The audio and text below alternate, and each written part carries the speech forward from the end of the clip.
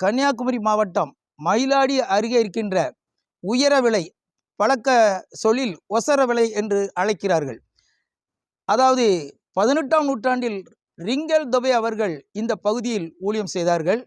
அதன் பின்பு அநேக ஆயர்கள் மிஷனரியுடைய சங்கத்தின் மூலமாக ஊழியங்களை செய்தார்கள். 1864ஆம் ஆண்டு இந்த கன்னியாகுமரி மாவட்டத்தில் பிறந்தவர்தான் எஸ் வேதமாணிக்கம் ஐயர்வாள் அவர்கள்.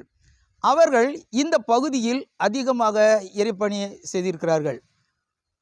இந்த எஸ் வேதமாணிக்கம் அவர்கள் இப்பொழுது நீங்கள் பார்த்து கொண்டிருக்கின்ற ஒரு அருமையான ஆலயம், சிஎஸ்ஐ ஆலயம் இருக்கிறது. இந்த ஆலயத்தில்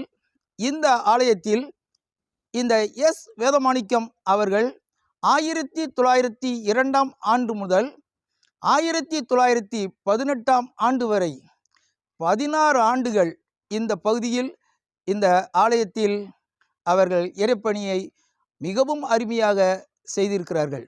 இந்த பகுதியை சுற்றிலும் கிறிஸ்துவின் அன்பை சுவிசேஷமாக அறிவித்தவர் இந்த ஆயர் எஸ் வேதமாணிக்கம் அவர்கள். இந்த ஆலயமானது எப்படி உருவானது என்றால், அதாவது ரிங்கல் தொபே காலத்தில் வாழ்ந்தவர் ஒருவர் இருந்திருக்கிறார்.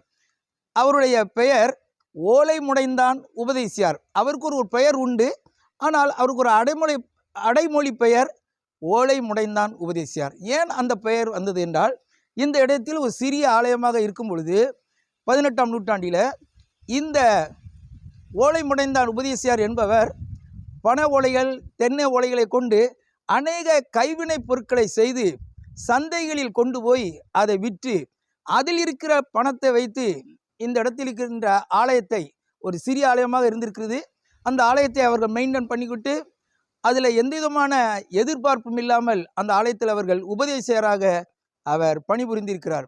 ஆனால் அவருடைய நினைவிடத்தை பற்றி எந்த விதமான தகவல்கள் இதுவரை கிடைக்க பெறவில்லை. கிறிஸ்துவானவர் எப்படி இந்த உலகத்தில் சுவிசேஷத்தை அறிவித்தாரோ அதுபோலவே கிறிஸ்துவின் அன்பை ருசித்த பிறகு கிறிஸ்துவுக்காக ஏதாவது ஒன்றை செய்ய வேண்டும், அவருடைய நற்செய்தியானது இந்த உலகம் முழுவதும் பரவ வேண்டும் என்ற ஆவலோடு இந்த ஓலைமுடைந்தான் உபதேசியார் அவர்கள் மிகவும் பிரயாசப்பட்டு இந்த ஆலயத்தை அவர்கள் கட்டியிருக்கிறார்கள். அவர்கள் விட்டு சென்ற அந்த ஊழியமானது அப்படியே முடியவில்லை.